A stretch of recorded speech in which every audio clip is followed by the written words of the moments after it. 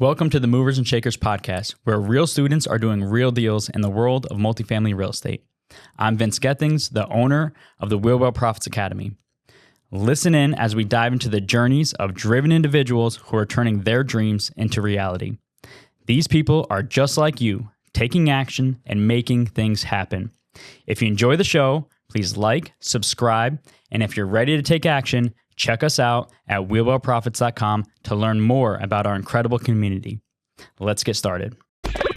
This is Movers and Shakers, where we interview the upcoming generation of make it happen multifamily investors to share their story. Let's make it happen. We are recording. I got to announce this one? It's you, my man. I always forget. Ready? Welcome to the Movers and Shakers podcast. My name is Gino Barbaro, co-founder of Jake Gino, multifamily investor, educator, father, mentor, and I'm joined by my co-host, my brosif, Joshua Ryan Rusin, community director of Jake Gino. Josh, how are you doing today? Gino, doing well. Super excited. I got word the other day that our community, cumulatively, now it sounds like we've closed on just over 5,000 units that we know about. That's exciting because that's something that it's real, it's tangible progress, and its impact, right? In those people's lives, in the communities they're changing, and then in their friends and family that they're able to spread financial education and really empower those people. What are you excited about today, Gino? I'm excited that you have a lot of work to do and a little bit of time on your schedule. That's exciting to me because that means you're making it happen, my friend, right? Making it happen, right? Yeah, absolutely. That's, one thing I like to say is I'm grateful that I have infinite opportunity. And if my goal is to eat, I can never complain about having too much on my plate. That's a good analogy, Josh. I like that. I'm Italian, so I like to talk about food. We can talk about food in this podcast, but I'd rather talk about the two guests today because they are making it happen too, Josh. Speaking in today's guests, we have Greg and Rachel Schwartz. So they live in College Station, Texas, and they invest right in their backyard. Now, October 2019, they relocated from Wilmington, North Carolina to Texas to pursue their dreams of becoming real estate investors. Greg was a Marine Corps Huey pilot for 9 years, and Rachel was a gym manager and personal trainer for the past 4 years. In 2017, Greg became intrigued with real estate investing and spent all his spare time reading and listening to Bigger Pockets podcast. Rachel matched Greg's passion for real estate in 2018 after her pursuit of self-education. As a team, they decided to go all in as multifamily investors. Fast forward to October 2019, where they made the big move to Texas, Rachel's home, and became full-time real estate investors. Shortly after this move, they knew mentorship was essential for their success, and they joined the Jake Gino community. They landed their very first property while driving for dollars in College Station, Texas. They're currently in the middle of rehabbing on a fourplex that is also a house hack, which they plan to refi and roll. Welcome to the show, Greg and Rachel. Hey, guys. Hello. All right, so here's what I want to dive into. Greg, you find real estate, how, why, what excited you about it? So I think started with personal finance. I always knew I should save, I should manage my money right. I didn't know really why or like the behinds. So I started searching just reasons to save, why you're saving, how to set yourself up for retirement, which led me to real estate and Bigger Pockets. And then I just started absorbing information. I got on Bigger Pockets and I just hit it like a sponge. So, got you, Rachel. So what was the fear of getting into real estate? You must have had some fears out there because I know I did on my first deal. Yeah. I think part of my fear was I didn't totally understand it, and it seemed like a lot. It's like, you're going to buy this house and do these things. And at the time, we were even talking about doing it from a distance. And I'm like, how does that work? You don't get to see it. You don't get to talk to anybody. You don't know what's going on. And then almost in the beginning, when we were talking about house hacking, it seemed a little strange to me to live next door to your tenant. It was like, you hear these horror stories about tenants, and I'm like, I don't want them to know where I live. Literally, they can come right next door and know everything about me. So that was a little scary at first too. And then, Greg talked about all the people that do it. And, there's never a horror story of like, while I was house hacking, my tenant, came and did this to me kind of thing. So, I got comfortable with it as I finally dove in and explored it myself. So how did you guys find the first deal? So the deal that we're in right now, so we have one deal prior to this, a duplex. We got that from a distance, kind of just online. This one specifically, we're in a fourplex in College Station. And we just started coming to College Station and driving the neighborhoods. I'm not from the area. Rachel went to school here. I wanted to know what were the good neighborhoods, what looked good on paper, but maybe didn't pan out as being like a war zone. And then we found some of those streets as well. Found a guy, and he was an older gentleman. There's a old for rent sign there in the yard, and he's walking in with a can of paint. And I thought, let's just call the for rent sign and just talk to the guy. Rachel's much more of a hands-on kind of person. She says, no. Let's go talk to him in person. Let's go in. Well, we did both. We called him, and then like 5 minutes later, circled the block, came back and talked to him as he's on his phone about to call us back. And we started talking to him, and he was a tired landlord. We told him we were looking for houses in the area. He said, well, mine's for sale. I said, well, it's on the MLS. He's like, you're right, it's not. He's like, but right now, yes, if you make me an offer, it's for sale. We ran home and we ran some numbers. And we came in with a fairly conservative price, and he's all right. Get me a official offer. That's kind of how we got it. Wow. So us because he had said he had an offer, and the house next door was for sale for $330 or $350, and he's like, oh well, I've gotten an offer considerably lower than that. So we're like, what's considerably low? What does our offer need to be? Like, we got to play this right. I mean, obviously we got to make the numbers work, but we also don't want to, what if his offer was 200,000? What is our offer going to be? So it's considerably low. So he kind of played with us there too. So Greg, what I hear from that is Rachel's the brains of the operation. Is that what I'm hearing? She is the organized. She's the pusher. I'm a dreamer. My head's loud. She keeps me grounded and keeps us going. So yeah. I'm not to ask questions usually. I get that from my mom. I'm like, well, let's just go talk to the guy. What can it hurt? I love that. That's making it happen. So guys, when you joined the Academy, what was the reason why you joined the Academy? Because obviously you can get stuff on Bigger Pockets and you can get stuff for free and YouTube videos. What was the impetus for joining the Jake and Gino community? So we initially were looking for kind of like a mentor, and everybody wants like the mentor. And there's a bunch of different ways you got to do that. You can throw out random lines, people on Bigger Pockets or folks but you don't really know their history that well. I thought maybe we'd come to College Station and maybe meet somebody. And what drew us to you all twofold. I listened to all the Bigger Pockets episodes, so you guys were on there twice. So I knew your story already from that. And so there were certain episodes of folks that stood out to me, and especially with what we were trying to do. So I knew, hey, I wanted a mentor doing what I want to do. Somebody who's ahead of me in that sense. And then we were at a meetup in Austin, Texas, with Bruce Peterson, the apartment guy. So shout out to him. And I was asking him kind of the same question. Hey, we're going to College Station. Any ideas on mentors? And he said, well, you see that guy behind you, Nick A. was back there. And he said, yeah, he's doing pretty well. And he's got a good mentor. You go talk to him and ask him about it. So, he's wearing his Make It Happen bracelet, the same one. And he said, Jake and Gino? I was like, yeah, I've heard of them. And he's like, well, that's the guys you need to talk to. And so that's what it was. It was, I knew that you guys had a proven track, so I wanted a mentor with a proven track record, someone who was willing to mentor. And there's the process of trying to find that quote unquote naturally, could take months. So we wanted to jumpstart everything. We didn't have much time because as of right now, we no income, moving to a whole new place. We don't have time to spend 3 years trying to establish some long relationship and find the right person here.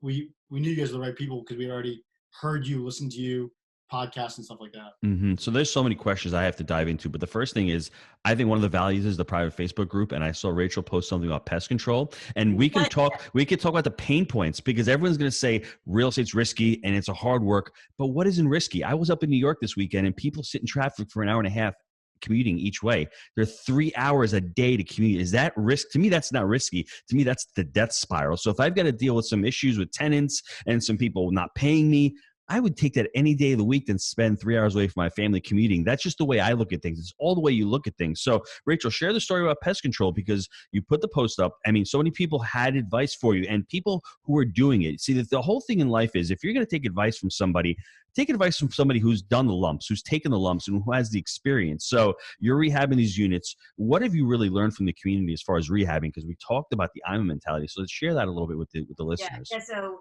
having that Facebook group too, I'm comfortable posting that, knowing it's not like, I didn't post it on my personal page. If for some reason, somebody knew me that wanted to move into one of our places, or the connection through whoever, they don't realize I have cockroaches I'm dealing with. So it was good that I could post it in a private group and get feedback from people. So it was like, somebody else was, check with your neighbors. Do they have cockroaches and stuff as well? Because if they do and they're a slob, basically, you're never going to get rid of them. So it's kind of just check your surroundings. Then somebody else was like, I'm having the same issue. Like, please help me out. So it was good to know that, like, I didn't move into the one, crappy place full of roaches. Everybody deals with it. And then it was like comment after comment of try this, try that. And it basically was, you just got to try all these different products and these different scenarios. There's not a one fix to your cockroaches. So it made me feel better because I was like, what is the solution? I've tried it, that kind of. So yeah, we have a game plan going forward. And just knowing that I'm moving on the right track, and it does take time to, get rid of these nasty things. And what I love about it, when I first took over the restaurant, I went through the same situation. I had thousands in my restaurant, and I think the company was actually baiting it. I think they were bringing them in, but I can't prove that. But I mean, I would turn the light on at nighttime, and I'd see, like, it was just overwhelming. But one thing that's great about it is you start small, you can deal with this problem. The next property you buy, roaches aren't even going to be a problem for you because you've already surpassed that. Greg, talk a little bit about also the IMO mentality where you're painting, you're doing the flooring and all that, and how your mind shift is shifting from that paradigm of doing everything to, like, maybe I can hire this out and turn this into a real business. So that's close to home. We yesterday, actually, so this is very recent. So we're trying to paint. Rachel, I was going doing some stuff with the Marine Corps Reserves. She got all the primer going, which was awesome. I'm in there trying to paint the ceilings, and one of the guys who's helping us do some drywall stuff was like, well, you can try to use my sprayer. It's like the industrial high strength sprayer. I got in there. I got about a half an hour worth, and this is like, I try to tell them it's like a new driver trying to drive a Ferrari. I had paint everywhere. I was making more problems than I was good. I got paint on our carpets. And like we kind of came back and we were exhausted, and we were only there for an hour. We only worked on it for an hour, and we were exhausted. Like we were in a prize fight.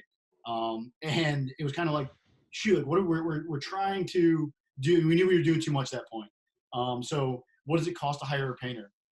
And the thing is we knew a painter. We had a guy who was doing a make ready on a place right next to us. Super nice guy. He's already helped us out by helping us get appliances dirt cheap, some really, really good used appliances. So he's already added value to us. Like, well, let's give him a call.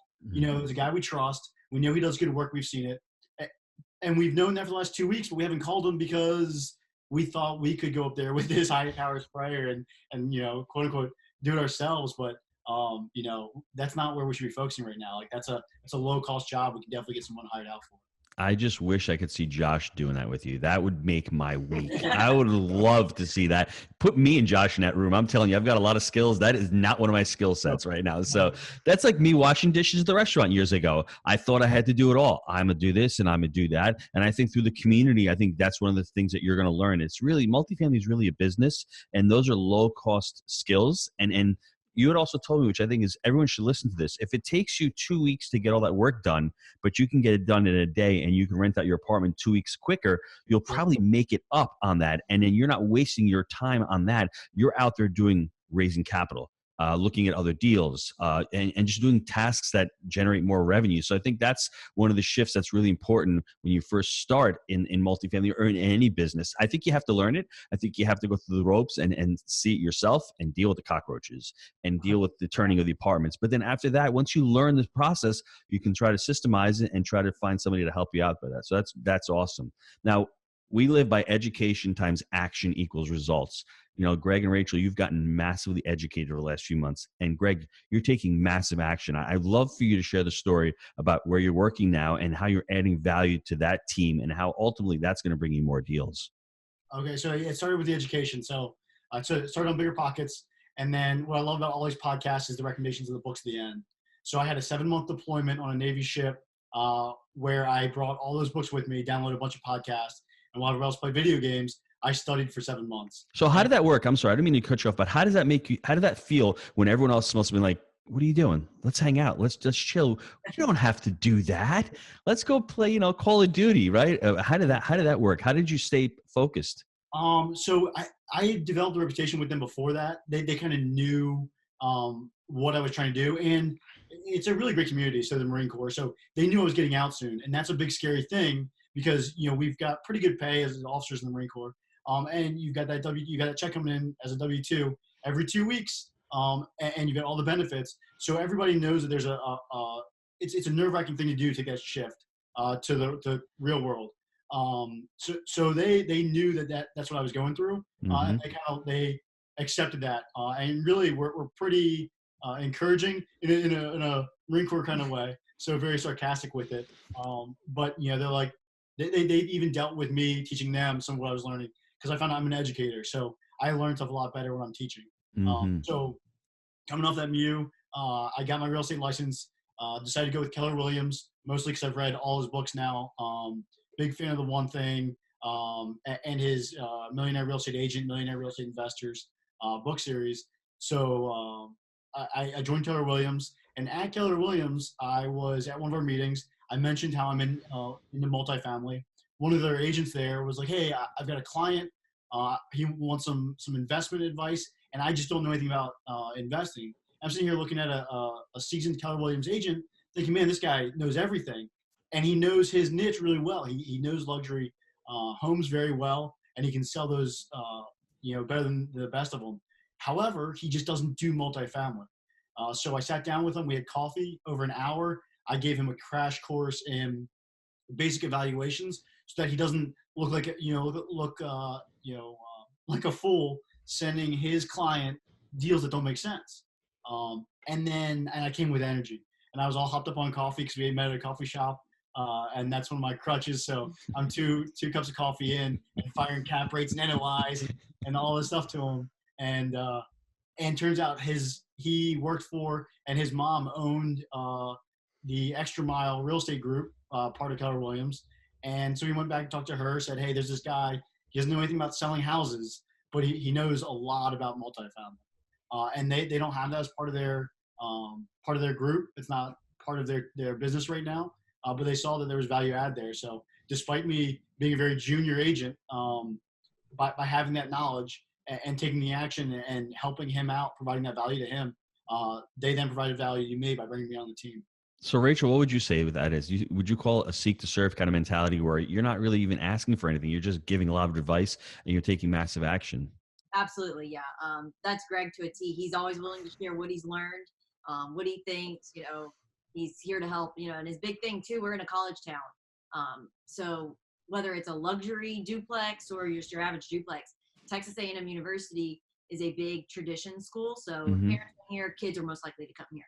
If one kid comes, the next kid is most likely to come. So we can help those people out by, getting them a great deal, and they're not spending money on rent. Like, I went to school here, my brother went to school here, my sister now lives here. So my parents could have had 3 kids that all live in the same place. So we want to be able to help those people. And, the other day we're, getting ready for bed, and he's like, "How do I tell somebody this isn't going to be a good investment?" Like, they're gung-ho on this. They think it's a great deal. He's like, "And I don't want to, take away from the selling of a house and stuff like that. But how do I say, like, this may not be your best option. Let's find something better." And like, you just got to explain to them and tell them, let's get good for you.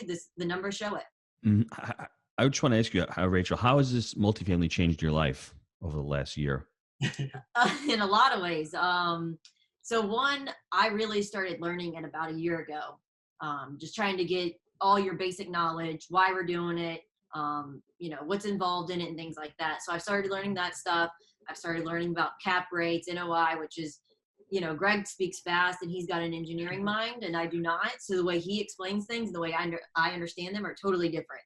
So I'm like, "Well, doesn't that mean this?" And he's like, "Yeah, that's what I just said." That's not how you said that though. But, so if we're learning how to teach each other, which is good, so we can teach other people in multiple ways. And then, so I have learned that the property management side of things is where I think I really, can fit in and add some value. I've got all the skills to be a property manager, just not all the knowledge quite yet. So, I'm very organized, timely, I'm great with keeping everything up to date, but, knowing when you can send an eviction letter, knowing when you can send all these things is all things I have to learn. So I'm working on that. I'm actually seeking out jobs maybe with a property management company until we can get, something going on our own, just so I can get in and get to know people and they can teach me and I can help them out.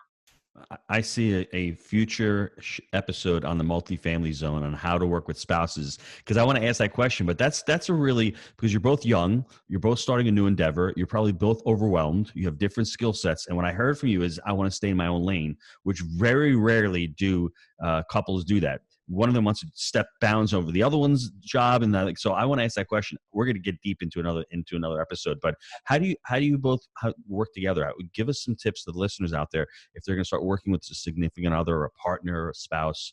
Let's start with you, Rachel. Then I want to hear Greg. Yeah. For me, I think it was because managing the gym, I did a lot of the things I'm doing now. So it's like, this is how I did it before. I know it works. Let's do this. So Greg's like, yep, that sounds good. And I make sure I fill him in on everything so he knows what's going on, but he's not necessarily trying to do it. So he doesn't feel left out. He understands it all, but it's not him day to day, like taking the receipts, filing them, putting them into the, building them and stuff like that. I'm doing all that stuff, but then I can show him, hey, look, this is how this went. This is what happened. So he understands what's going on in part of the business as well. I love that. And Greg, what would you say? So I think a lot of it's trust. So I saw Rachel, her previous job was with a gym, and they did, I saw the correlation between what they did with the gym. So they took a gym with 400 some members and took it up to about 2,000. And she was a big part of the admin organization of that process, getting the systems in place, all the things that we talked about on the manager rate side of the business.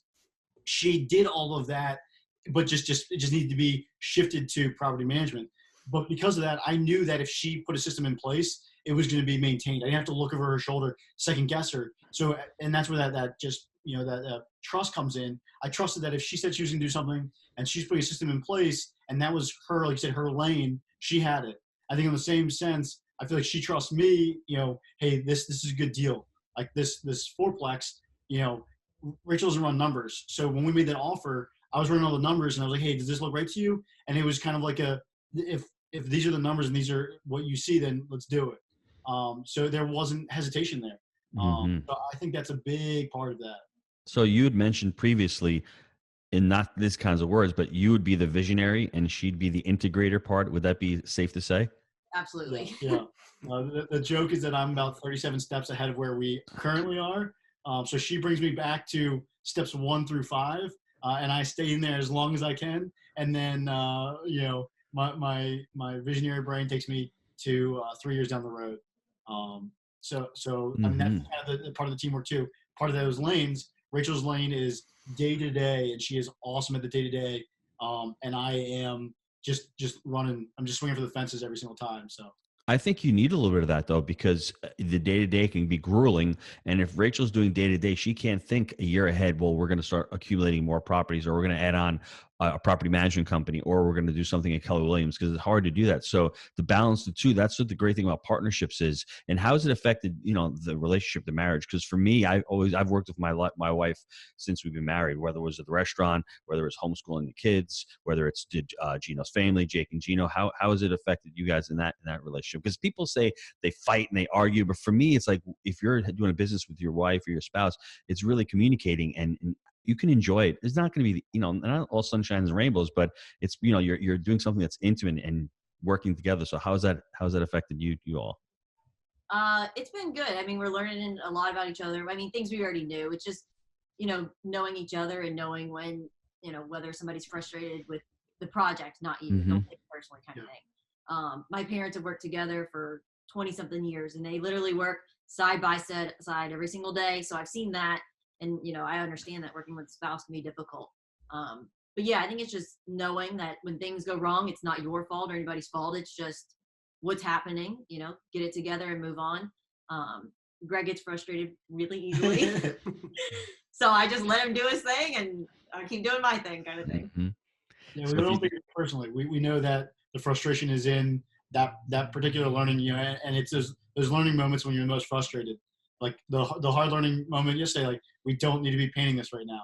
That was a hard point to learn. There was a lot of frustration, but at the end of the day, we weren't frustrated at each other. We were frustrated at the situation and the fact that we were having to learn a hard lesson. And yeah, when we get done at the end of the day and we shower off the paint and clean up the spray gun, that's the end of it. That's the end of the project. And now we sit on the couch, we enjoy some dinner, we watch some TV together. Our dog comes and jumps on our laps, and that's. Now we're outside the business. We're back to kind of family life. And all that kind of goes to the wayside, which is nice. So Rachel, if you think working with Greg is hard, you should work with me. I am very difficult. I'm a machine gunner. It's like 17 tasks, and Josh can probably attest to it. And he's like, really? That's why he's got no room on the calendar. I mean, it's a tough thing, but But when you're excited about what you're doing, that's how it should be. You should overwhelm yourself. But sometimes you need to pull back and say, okay, how do we work together? Maybe we're taking too much on, but that's part of it's for me, from what I'm hearing is it sounds like you guys are so excited about what you're doing. You've got a great future. You're controlling your destiny. You're controlling your life. My last question before we get to the short answer questions is, what would you tell people who are listening to this that want to get into multifamily? I mean, we've done shows on why getting into it. There's the reasons, but what are the steps that they need to take, the framework that you think they need to take to get into multifamily? For me, I think it was, get yourself a little bit of self-education, kind of like that. And then the Jake Gino community has been good. It kind of gave me a little bit of extra confidence in ourselves, knowing we could reach out to anybody, anytime, and there's going to be a lot of experience and a lot of answers. When we saw this fourplex and we were talking with you guys, I'm like, it feels comfortable that we don't know what we're doing, but we have a ton of people that can help us out. So yeah, definitely having, a group backing you is really essential. It just gives you that extra confidence, like, hey, I can do this. And if I don't know what's going on, somebody's going to help me figure it out. I love that. And Greg? I think if you're going to take a first step and kind of tangible step is the house hacking mentality. It's big right now. The book just came out on it. And the idea of that is your first small multifamily. And whether it's a duplex or a fourplex, there's a lot of loans available. Rates are super low. There's a million reasons why that's such an easy, great way to start. And that kind of lets you feel like, hey, do you want to do multifamily?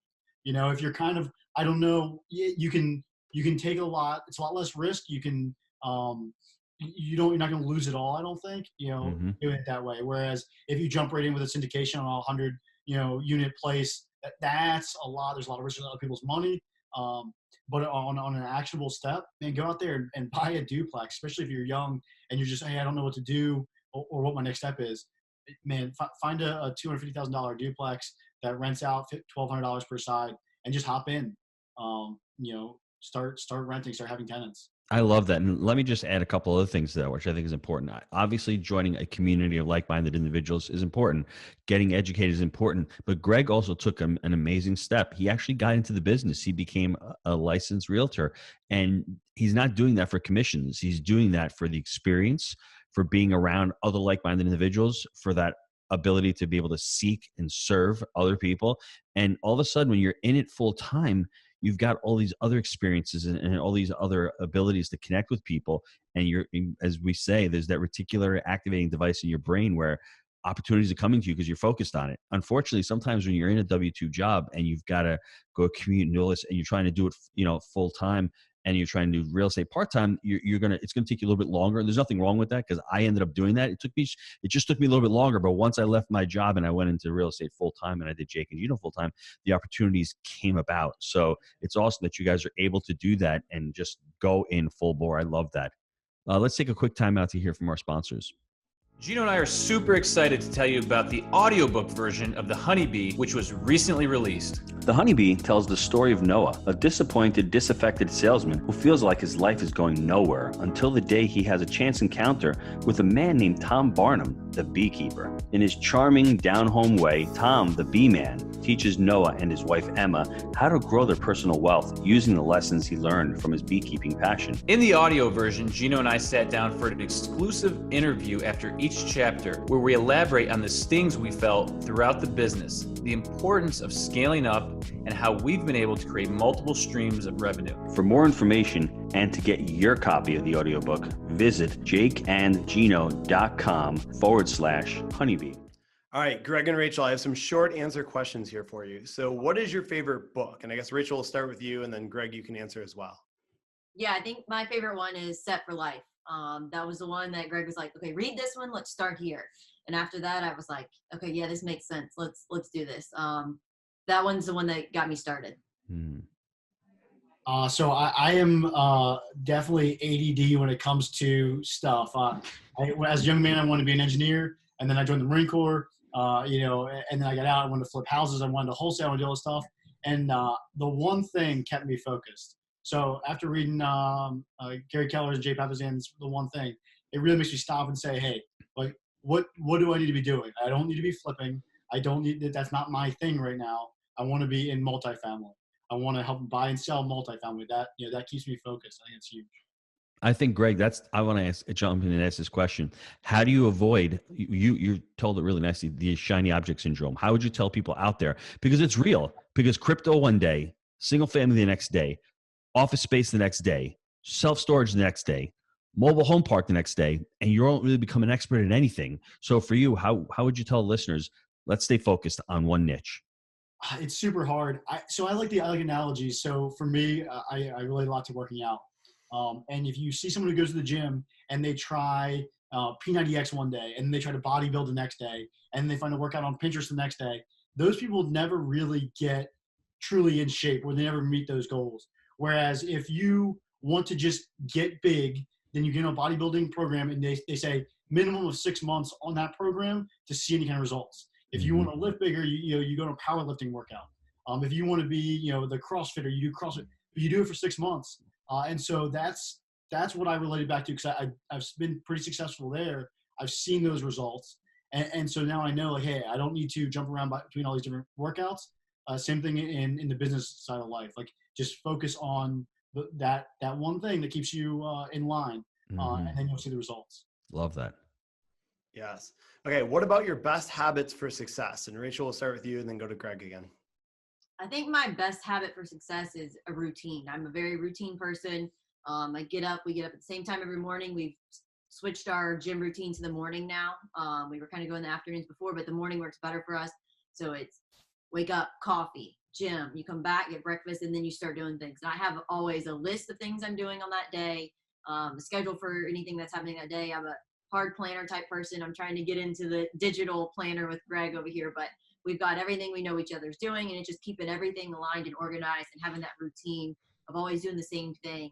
I guess that sounds kind of boring, but it helps me and it keeps my mind focused because you don't have to wonder about what's next. You only need to have to wonder about, okay, now I need to do this, now I need to do that, let's get it done. And then for me, I think setting goals. So it's something my dad put in me as a young man. So I wanted to buy a PlayStation. He wouldn't buy it for me. He said, make the money yourself. And I set up a tomato stand and I had a goal of raising, whatever it was, making $150. I sold $150 worth of tomatoes that summer. And then I had another goal of buying a dirt bike. He said, all right, start mowing lawns. So I mowed lawns for 3 summers so I could buy a dirt bike. And then I had a goal of becoming an engineer. I went to school for 4.5 years, but got that, was successful there. So every single time it was having a goal and then staying accountable and being accountable to somebody else. As a young guy, it was my parents, my dad kept me accountable. And now I feel like that Rachel's kind of that accountability buddy. So when I say I'm gonna do something, she keeps my feet to the fire on that. Mm-hmm. Yeah, I like that. All right. So there's been a ton of golden nuggets in this episode. And I want to kind of go over a few of them. First, I really feel you guys did a really great job laying the framework of how to find a mentor and what you look for one. So I look at that. You got to find someone who has the results you want, that you believe they can replicate those with you, and that they're practicing what you want to do in today's market, and that like, and trust them, right? So no one cares how much you know until they know how much you care.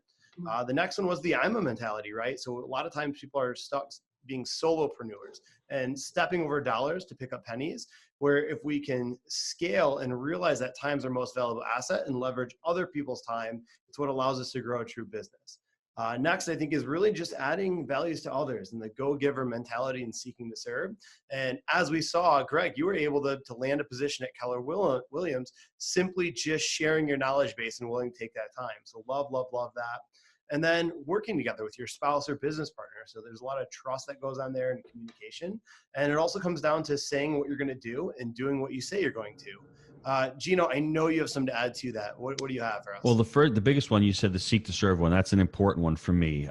Getting out there. And when we started Jake and Gino, I didn't monetize that for a couple of years. I was just out there giving as much knowledge and much experience. To me, it's important. I want to mention the corner of learning, because Greg said he learns from doing and from teaching. So it's important, everybody out there, look up the corner of learning and see how we teach, how we learn. And it's always learn, do, and teach. So that's really important. You're in there, you're immersing yourself. And when you ultimately start teaching others and start talking about it, you're actually going to learn it really well. The next one is, don't be afraid to step up. Don't be afraid. What's the worst thing that can happen? You sound like an idiot. I sound like an idiot every day. It's okay. I've gotten over myself. Don't take ourselves too seriously, because the fact that you stepped up and you talked to the other side, they didn't know about multifamily, and all of a sudden you're seeking to serve, but you actually took that next step. A lot of us are afraid to sound foolish. Don't sound afraid to sound foolish. And you're going to regret it if you didn't make that step. So stepping up is huge. And I think the last one, Josh, honestly, is stay in your lane. Stay in your lane. It's okay. If you're not getting results, most of us quit before we actually get to our results. If you continue to put in the work, and Rachel says it's really boring. Well, Rachel, I do the same thing as you do. All I do is daily write my things down, and I cross them off, and I make sure. And that's just being consistent every day and getting it done every day. And then if you do that every day and you're looking for deals, for example, if you want to get a deal by the end of the year, you need to underwrite at least 80 to 100 deals in this market. If you're doing 4 a week, it's going to take you 20 weeks to do it. So you need to be able to put on your list, I need to contact a broker a day, 2 brokers a day. You need to underwrite, whatever that may look like. If you're not planning that out and you're not being consistent with yourself, it's not going to work out. So I think that was really huge. Staying in your lane and being consistent and getting things done is really a huge, huge thing. I love that. Greg, Rachel, how can the listeners get a hold of you? Well, that's something we need to work on.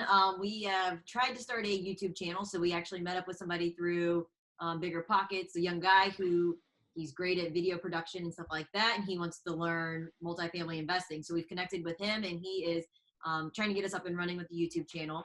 I believe it's under just Greg Schwartz, Greg right? Schwartz, should be able to find it there. Also, Facebook pages. So you can find us on Facebook, and then we're both on Bigger Pockets. I'm kind of more the outspoken voice on there for both of us. But yeah, that's probably the best way for real estate questions on Bigger Pockets there. Awesome. Greg, Rachel, I want to thank both of you for being amazing guests on the show and sharing your movers and shakers story. Now, if you want to be the next movers and shakers guest, email me, josh@jakeandgino.com. And if you like the show, please leave us a review. And until next time, let's make it a movers and shakers week. See ya, everybody. Thanks, guys. Later.